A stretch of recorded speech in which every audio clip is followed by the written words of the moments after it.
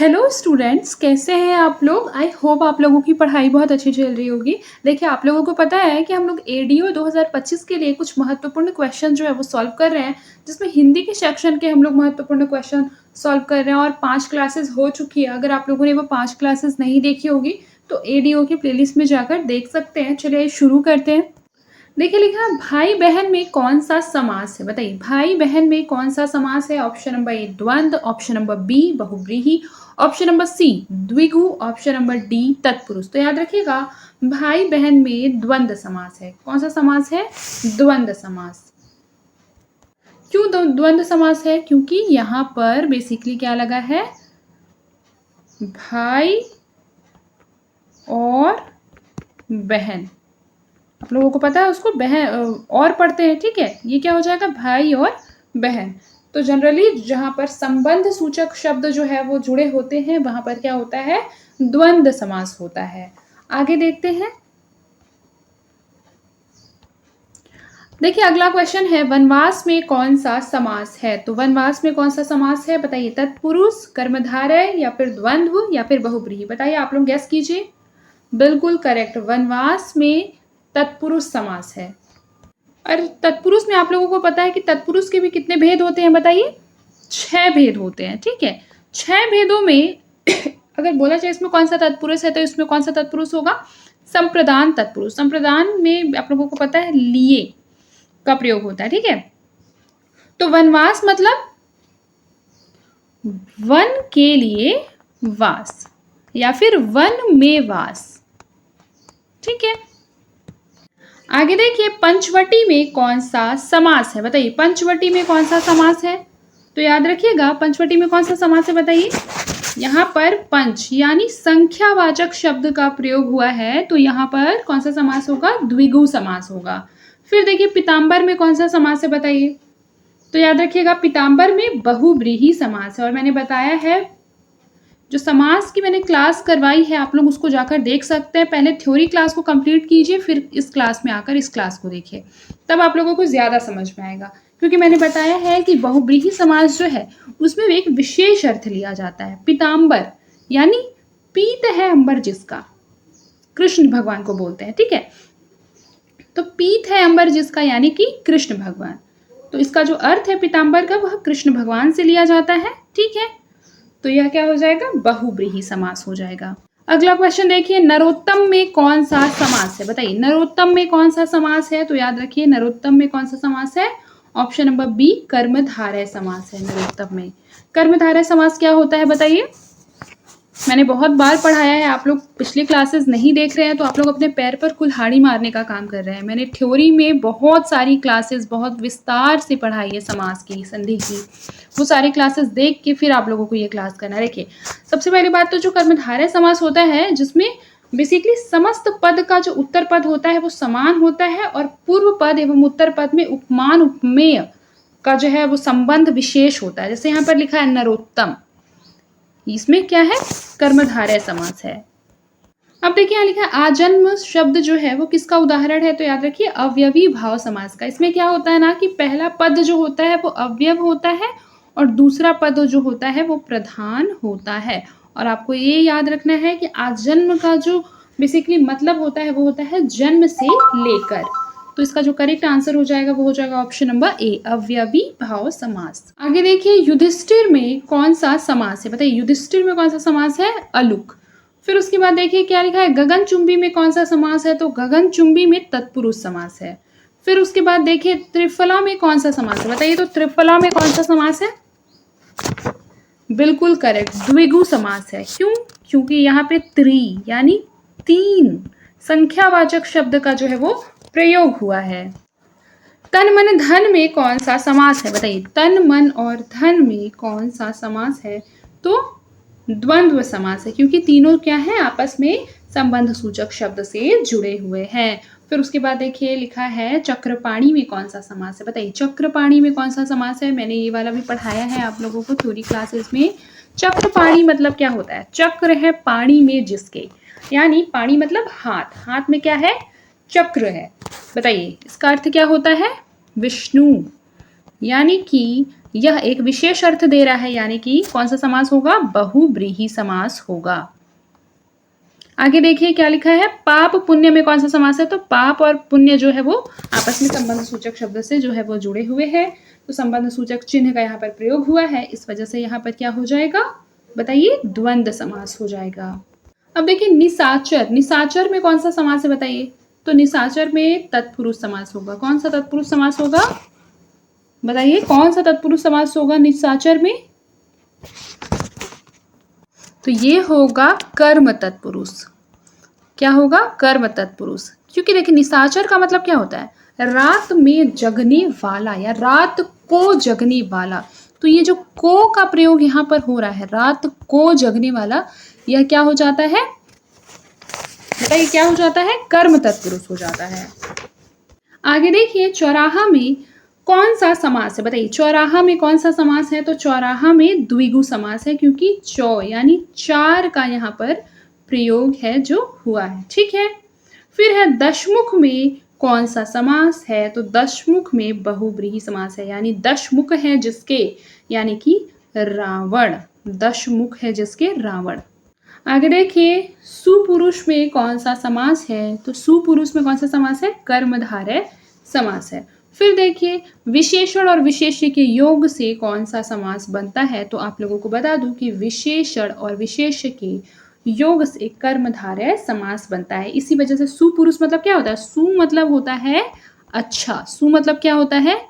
अच्छा, यानी कि अच्छा पुरुष। तो कहीं ना कहीं क्या कर रहा है? बेसिकली यहाँ पर अच्छा तो विशेषण है, उसकी अच्छाई को बता रहा है, किसकी? पुरुष की। तो इस वजह से यहाँ पर कर्मधारय समास होगा। निम्नलिखित में से एक शब्द में द्विगु समास है, उस शब्द का चयन कीजिए। तो याद रखिए क्या हो जाएगा इसका करेक्ट आंसर? सप्ताह। सप्ताह में द्विगु समास है। क्यों? क्योंकि यहाँ पर सप्ताह में 7 दिन होते हैं और ये कहीं ना कहीं जो है किसका बेसिकली सूचक है? तो संख्यावाचक शब्द का सूचक है। फिर देखिए अगला क्वेश्चन है, अगला क्वेश्चन क्या है कि किस समास के दोनों शब्दों के समानाधिकरण होने पर कर्मधारय समास होता है? तो बताइए क्या होगा? तत्पुरुष समास। बिल्कुल करेक्ट है। आगे देखिए किसमें सही समासिक पद है? बताइए किसमें सही समासिक पद है? तो याद रखिए दिवारात्रि। दिवारात्रि में सही समासिक पद है। फिर उसके बाद देखिए द्विगु समास का उदाहरण कौन सा है? बताइए द्विगु समास का उदाहरण कौन सा है? तो ये हो जाएगा त्रिभुवन। त्रिभुवन द्विगु समास, क्योंकि त्रिभुवन त्रि यानी 3 का प्रयोग हुआ है संख्यावाचक शब्द का। आगे देखिए इसमें से द्वंद्व समास का उदाहरण कौन सा है? तो द्वंद्व समास रुपया और पैसा, ऑप्शन नंबर डी। फिर देखिए अवयवी भाव समास का उदाहरण यथाशक्ति का सही विग्रह क्या होगा? यथाशक्ति यानी क्या होगा? शक्ति के अनुसार। देखिए आप लोगों की ये बेसिकली रिवीजन क्लासेस चल रही है, क्योंकि ये सारी थ्योरी मैंने पहले पढ़ा दी है, तो अभी रिवीजन कर रहे हैं। तो हम लोग कोशिश ये करेंगे कि कम समय में हम ज़्यादा से ज़्यादा एमसीक्यू सॉल्व कर पाएँ, क्योंकि देखिए एग्जाम में बेसिकली आपको एमसीक्यूज ही सॉल्व करने हैं। तो आप जितने ज़्यादा से ज़्यादा एमसीक्यू सॉल्व करेंगे वो आपके लिए हेल्पफुल रहेगा। आगे देखिए पाप पुण्य में कौन सा समास है? तो पाप और पुण्य द्वंद्व समास। लंबोदर में कौन सा समास है? तो लंबा है उदर जिसका, यानी गणेश भगवान, यानी कि 25th का क्या हो जाएगा? डिफरेंट टाइप ऑफ जो है वो यहाँ पर मीनिंग दे रहा है, तो ये हो जाएगा बहुव्रीहि समास। आगे देखिए देश प्रेम में कौन सा समास है? तो याद रखिएगा देश प्रेम में तत्पुरुष समास है। देश के लिए प्रेम, देश के लिए प्रेम है, यानी कि संप्रदान तत्पुरुष समास होगा, क्योंकि संप्रदान में के लिए का जो है वो यूज होता है। फिर परमेश्वर में कौन सा समास है? परमेश्वर में कर्मधारय समास है। फिर अनायास में कौन सा समास है? तो याद रखिए अनायास में अव्ययी भाव समास है। अब देखिए गौशाला में कौन सा समास है? बताइए आप लोग बताइए, तत्पुरुष है कि द्वंद्व है कि कर्मधारय है कि द्विगु है? बताइए। गौशाला बिल्कुल करेक्ट, तत्पुरुष है। आगे देखिए कौन सा क्वेश्चन है, आगे है नवग्रह में कौन सा समास है? बताइए। द्विगु, तत्पुरुष, द्वंद्व या कर्मधारय? आप लोग बहुत होशियार बच्चे हैं, मुझे पता है। आप लोग कह रहे हैं मैम द्विगु इसका करेक्ट आंसर होगा, क्योंकि यहाँ नव का यूज हुआ है जो कि एक संख्या सूचक शब्द है। आगे देखिए विद्यार्थी में कौन सा समास है? तत्पुरुष होगा या कर्मधारय होगा या बहुब्रीहि होगा या द्विगु होगा, याद रखिए तत्पुरुष, विद्यार्थी में तत्पुरुष। फिर देखिए कन्यादान में कौन सा समास है, तो कन्यादान में भी तत्पुरुष समास है। सागपात में कौन सा समास है, सागपात, साग और पात द्वंद्व समास है। आगे देखिए नीलकमल में कौन सा समास है, तो नीलकमल में कौन सा समास है, कर्मधारय समास है। नीलकमल में कौन सा समास है, कर्मधारय, क्योंकि नीला कमल मतलब कहीं ना कहीं उसका विशेषण और विशेष इसमें दोनों है, तो इस वजह से क्या हो जा रहा है, ये कर्मधारय समास हो जा रहा है। अब आगे देखिए क्या लिखा हुआ है, चतुर्भुज में कौन सा समास है बताइए, तो चतुर्भुज में द्वंद्व समास होगा या बहुब्रीहि समास होगा या तत्पुरुष होगा या कर्मधारय होगा, बिल्कुल करेक्ट। चतुर्भुज यहाँ पर प्रयोग हो रहा है, चतुर्भुज यानी कि बेसिकली अगर बोला जाए तो चतुर्भुज यानी चतुर्भुज एक तरह से बोला जाए तो ये अगर द्विगु ऑप्शन में रहता तो आप लोग द्विगु जो है वो टिक कर सकते थे, ठीक है, लेकिन द्विगु नहीं है तो आप लोग ऐसा सोच सकते हैं कि 4 हैं भुजाएं जिसकी, आप लोगों को पता है विष्णु भगवान जी की 4 भुजाएं है ना, बिल्कुल करेक्ट। तो इस तरीके से इसका जो करेक्ट आंसर होगा ये क्या हो जाएगा, यहाँ पर ऑप्शन के हिसाब से बहुब्रीहि समास हो जाएगा, बिल्कुल करेक्ट। आप लोग बहुत होशियार बच्चे हैं। अब आप लोग स्वयं का आकलन कर चुके होंगे, 35 क्वेश्चन जो है मैंने पढ़ाया, 35 में से अगर आप लोग 30 क्वेश्चन भी सही कर रहे हैं मतलब आप लोगों की स्थिति बहुत अच्छी है। आगे देखिए 2 या 2 से अधिक शब्दों से मिलकर बने हुए नए सार्थक शब्द को क्या कहते हैं, संधि कहते हैं या फिर समास कहते हैं या फिर अवयव कहते हैं या फिर छंद कहते हैं, बताइए। बिल्कुल करेक्ट, 2 या 2 से अधिक शब्दों से मिलकर बना हुआ जो सार्थक शब्द होता है उसे समास कहते हैं। ऑप्शन नंबर बी आपका बिल्कुल ही करेक्ट आंसर है। फिर देखिए समास का शाब्दिक अर्थ क्या होता है, बताइए। संक्षेप या फिर विस्तार या फिर विग्रह या फिर विक्षेप, बताइए। बिल्कुल करेक्ट, आप लोग बिल्कुल सही जा रहे हैं। संक्षेप, समास का क्या अर्थ होता है, संक्षेप। मैंने थ्योरी क्लासेस में ये सारी चीजें पढ़ाई हुई हैं। अब देखिए निम्नांकित में से कौन सा पद अव्ययी भाव समास है, बताइए। कौन सा पद अव्ययी भाव समास है, प्रतिदिन। ये बहुत इंपॉर्टेंट क्वेश्चन है, कई बार एग्जाम में रिपीट हुआ है। देखिए जिस समास में उत्तर पद प्रधान होते हैं और उसके साथ ही साथ पूर्व पद तथा उत्तर पद में विशेषण विशेष्य का संबंध भी होता है, उसे कौन सा समास कहते हैं, मैंने पहले ही बता दिया, कर्मधारय समास कहते हैं। फिर आगे देखिए निम्नलिखित में से कर्मधारय समास किसमें है, बताइए। चक्रपाणी में है, चतुर्युगम में है, नीलोत्पलम में है या माता पिता। ऑब्वियस सी बात है नीलोत्पलम में है, तो क्या हो जाएगा इसका correct answer, option number C. फिर देखिए जिस समास के दोनों पद अप्रधान हो, अप्रधान, वहां पर कौन सा समास होता है, बताइए।